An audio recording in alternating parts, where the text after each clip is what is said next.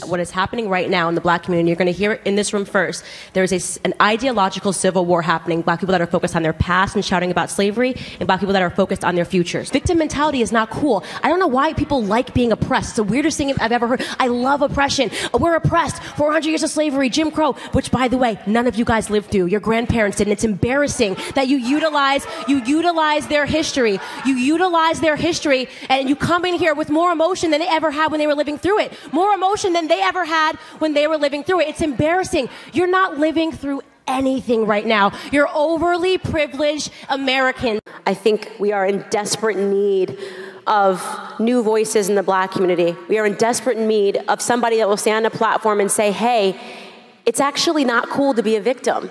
There's no value in being a victim. You win no awards for being a victim.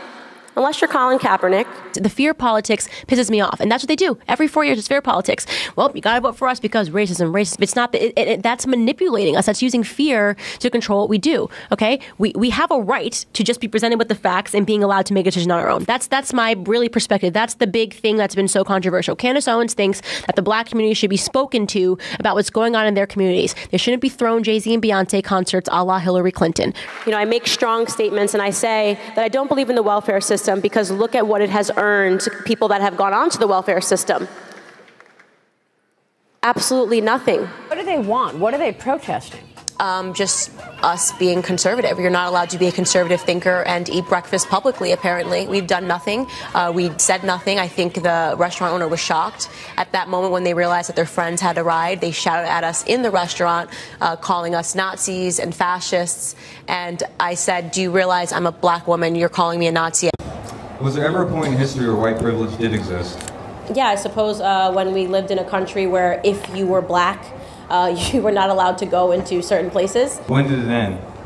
When it stopped being systemic, when there stopped being laws in place that stopped me as a black person doing what you are able to do as a white man. If you ask me whether or not I believe in economic privilege, I would tell you yes. If you ask me whether or not I think that somebody born into a family of billionaires be afforded more privileges in life than somebody that is born in the projects of Chicago, I would say yes, because economic privilege in this country does exist. But there is no law in place that is stopping a person because of the color of their skin from gaining that economic privilege, which is why I do not believe that white privilege, which is based upon the color of your skin, exists. If you're asking me, do I think the black community has been crippled economically, the answer would be yes. It has been crippled economically by Democrat policies. You just heard me say that in there.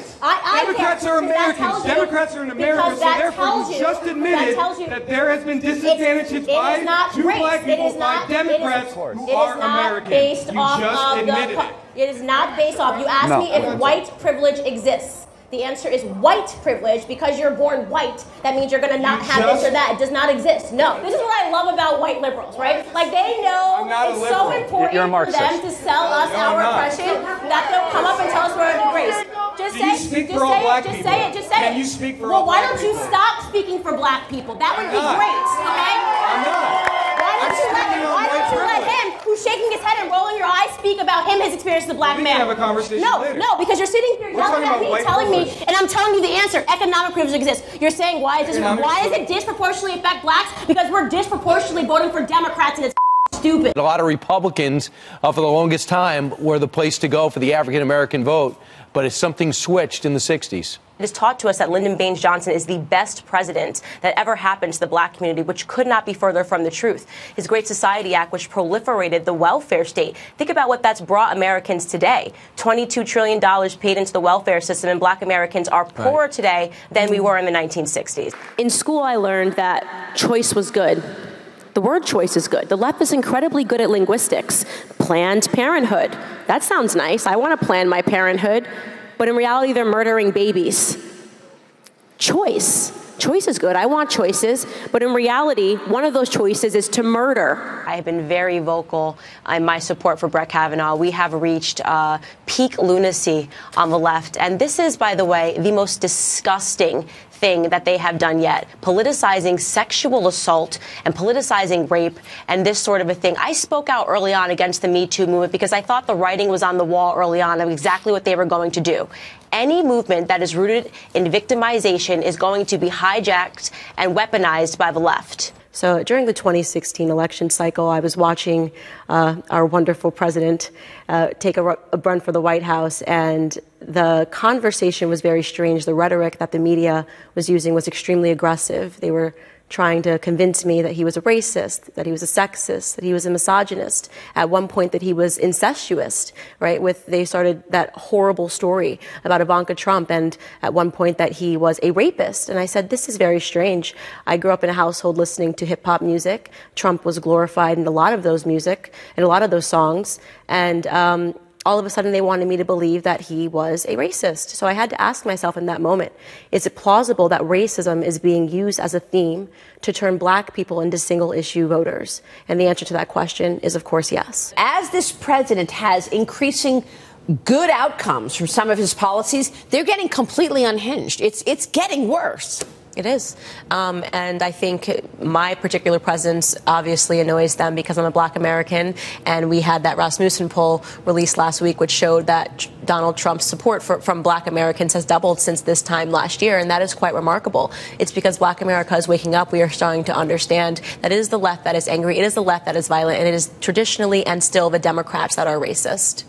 I scrolled the names. We never heard of these 4,000 people shot and killed. Well, listen, that's because Chicago is run by Democrats, and they never want to hold up a mirror to what they're doing, so that's why we never heard those names. 4,000, that's exactly right. That's the exact same number, about the same number of Americans that were slaughtered in the Iraq War. Well, let me say something. I want to see Trump be successful because this is our country, but I don't think he is focusing on the issues that really affect black America. I hope he would, though. So then you must agree that Obama was not focusing whatsoever on the issues that were affecting black America if you don't think that Trump is right now, because the numbers are in and blacks are doing better under his administration. Imagine if a bunch of people in MAGA hats and Make America Great Again hats saw a black liberal in a restaurant and said, you can't eat here, get out. This would be wall-to-wall coverage on every network, and we would never hear the end of it. But that's because they have decided that racism is okay, violence and harassment is okay, so long as it's against conservatives. Of course she's talking about slavery. Of course she's talking about black people. We are her favorite prop to use when she wants to drum up emotion and illogical sense of fear. She loves to use the minority community at large, whether that be gay people, whether that be illegals. This is exactly what she does all the time. And look, I'll say this. If Hillary Clinton is so concerned about the enslavement of black people, a good time to speak about that would have been when she was the first lady and her husband passed the crime bill of 1994, which, as a fact, locked up more black men than any president in the history of the United States. So I find all of this to be ridiculous, but it's standard for Hillary Clinton. For so long, they have told us that because there was a black president, this meant progress. Progress is not a skin tone. Progress is a number. Someone had told me that, hey, Candace, you know, the argument for pro-choice is that Planned Parenthood also does a lot of really great things, and I'm sure that's true.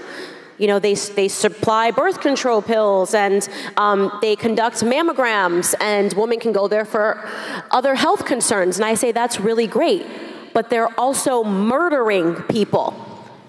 It's a tremendous time to be a black American. It's a tremendous time to be an American whatsoever. And it just feels amazing. And we're excited. And no matter what Hillary Clinton does at this point, she's just doing herself a disservice. And she's helping President Trump secure his election in 2020. We do college campus tours. It's terrifying.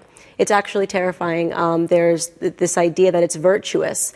You can't speak as a conservative on campus without being boycotted, without being protested, without, you know, students lining up and playing music loudly so that they can drown out the sound of your voices. Now, we're not speaking about anything controversial at Turning Point USA. We believe in free markets and capitalism, the founding principles of this country, and the students hate that. And they don't hate that, as Katie mentioned, they don't hate that because they formed these ideas. They hate that because they have been indoctrinated to hate that. So I say that college campuses are literal liberal indoctrination camps. And that is why I understood, especially in terms of me wanting to wake up black America, which is my highest priority, that was an extremely important vertical to hit. It is how I ended up as a liberal. It is how I ended up thinking that perhaps socialist principles could save the world. The most important battle that we are facing in this country today, and what conservatives did wrong, was handing over the school system to the left, allowing them to take that over. And it is the most important battle that we are fighting today. A year ago, I was a girl on YouTube with the dream, an idea, a hope that maybe I could wake up the black community into understanding that we've been voting for policies that have destroyed our families. I could never have imagined that it would lead to me meeting the president, meeting the first family, having lunch with Laura and Eric, Kanye West, getting rushed out of restaurants by Antifa. It's been an amazing year. I'm so grateful to everyone that's followed me, that's supported me, to Turning Point USA, to Charlie Kirk. It's been such a blessing. And guess what? We're just getting started.